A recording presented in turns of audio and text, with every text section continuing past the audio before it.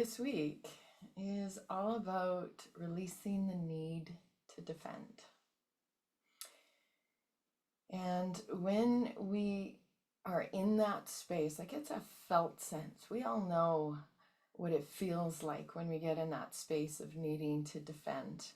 It always feels like we're being attacked, right? And we need to set the record straight, but we feel that full body reaction. And in that space, there is some beautiful opportunities to learn a lot about ourselves. So when somebody accuses us or somebody has opinions of us, we know from the four agreements, and not take it personally, that it comes a lot from their own fears and their own insecurities. But when we get very much caught up in needing to defend ourselves, we get stuck in a loop of conflict, of reaction.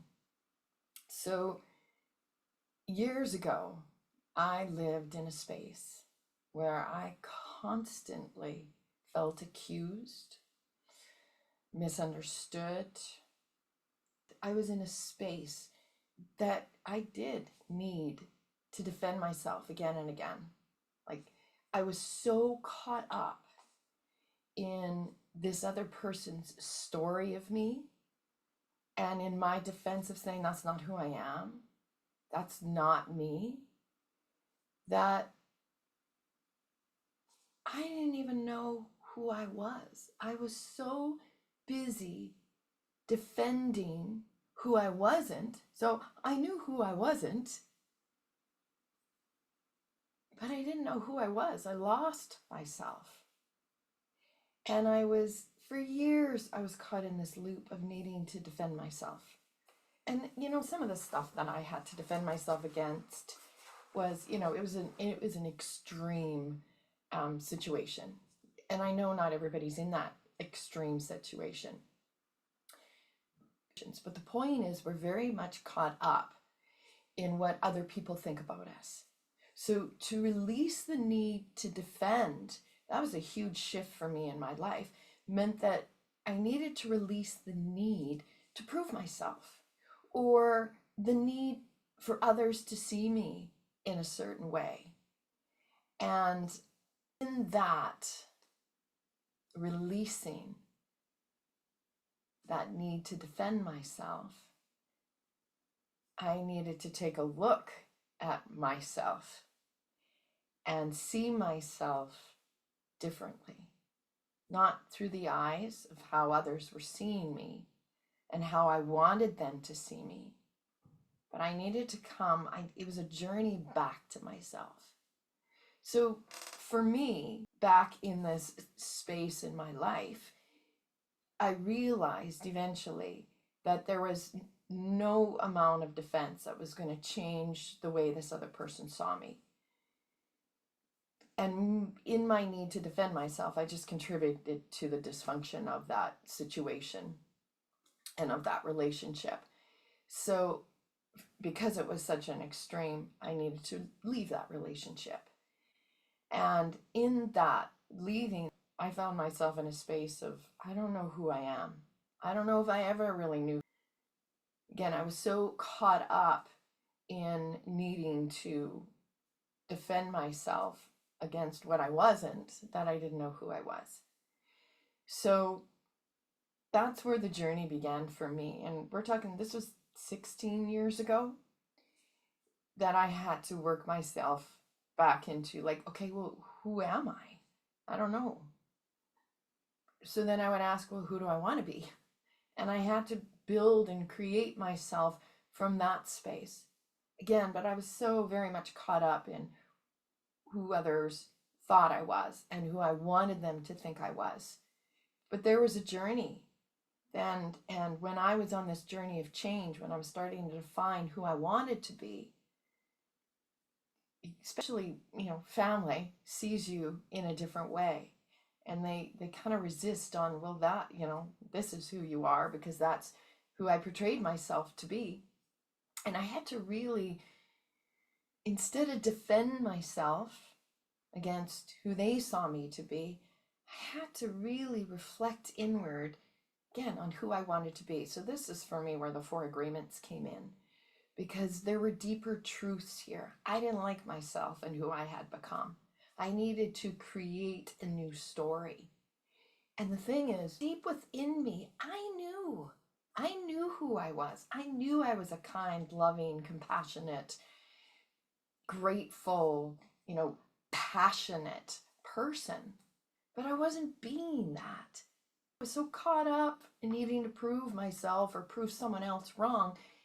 And that's exhausting. That loop is exhausting to be stuck in, because I was angry. That's who I was. I was angry, defending myself. I was desperate to be seen as, that person I knew I was right here. I was so desperate to be seen. I'm not that person you're telling me I am.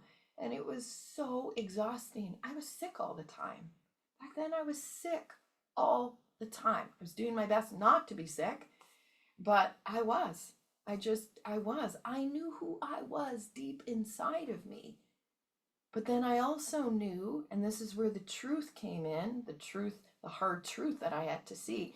I also knew who I was being, and they were not the same thing. In needing to defend myself and to prove that I wasn't who someone else said I was, I lost myself. So then I had to come back. Okay, 4 agreements.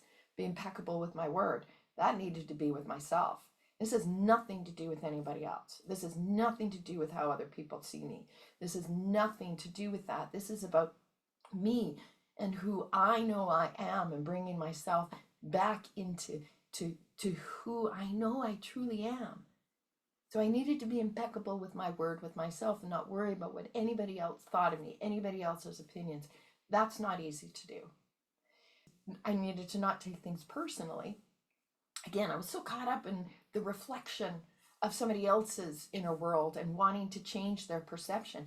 It didn't matter how many times I defended myself. They had a perception of me and I wasn't going to change it. I had to decide I was no longer going to do that, not just of this person, but the rest of the world.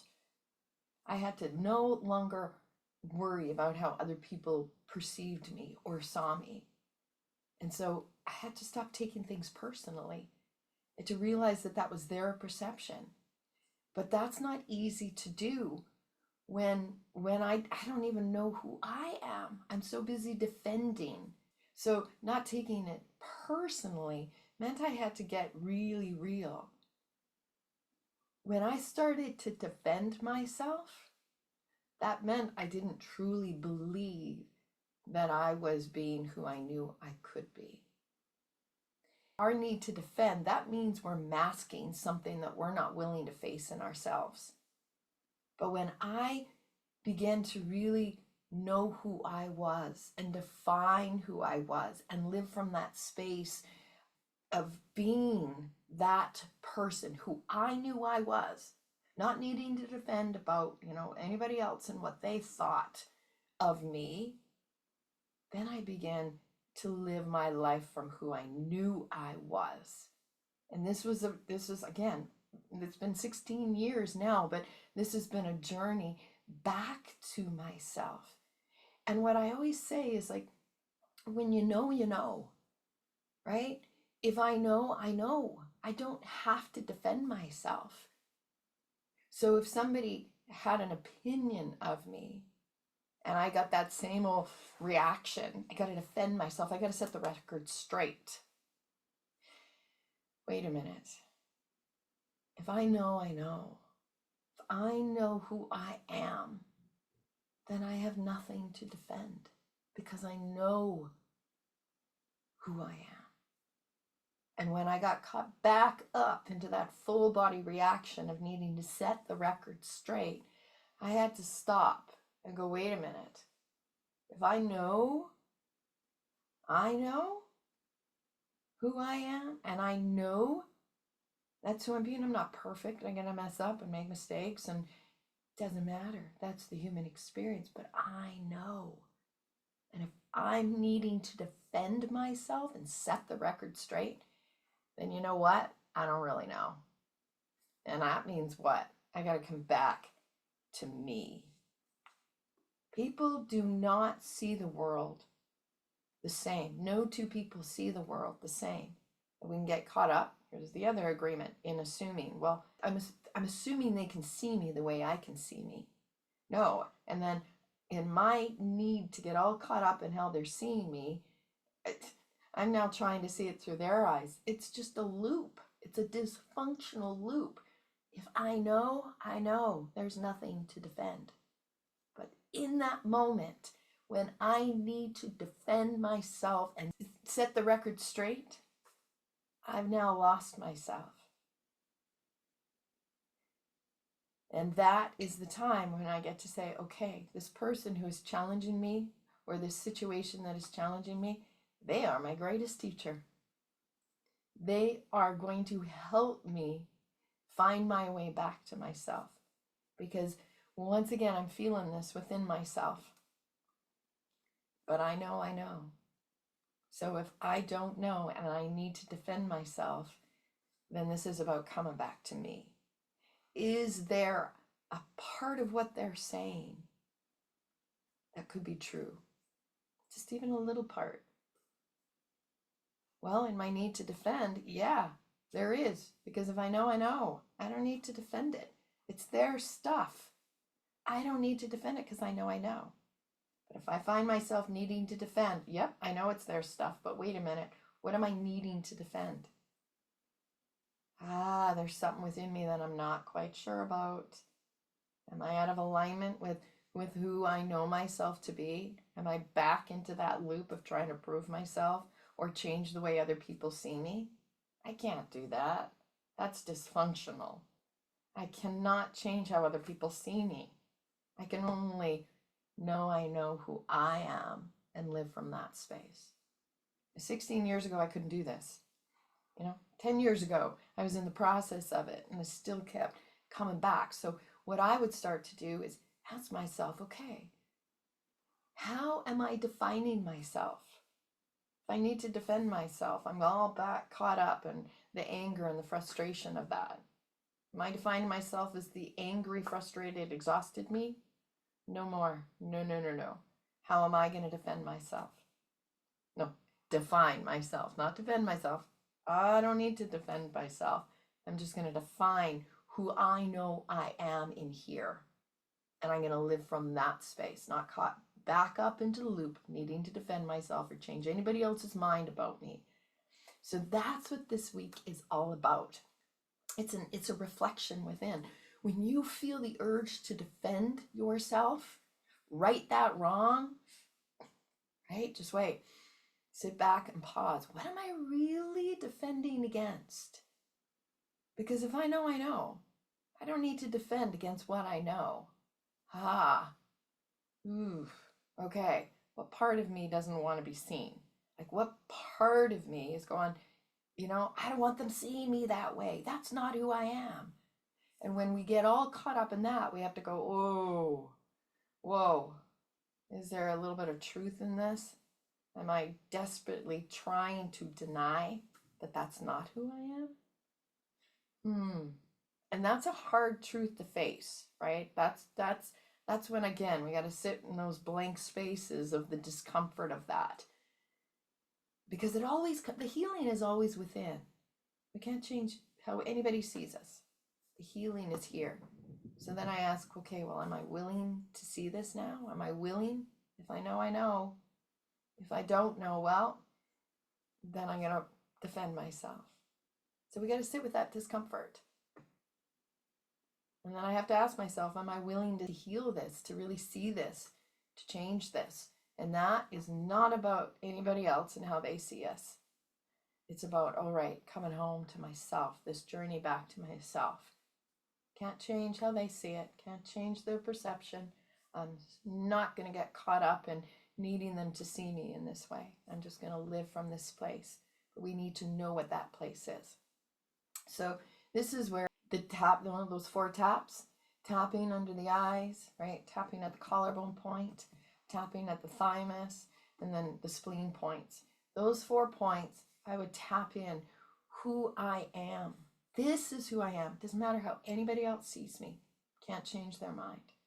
but I am loving, I am kind, I am confident, right? I know who I am at the core of my being. And if I'm not being it, I know who I want to be. I am grateful. I am passionate.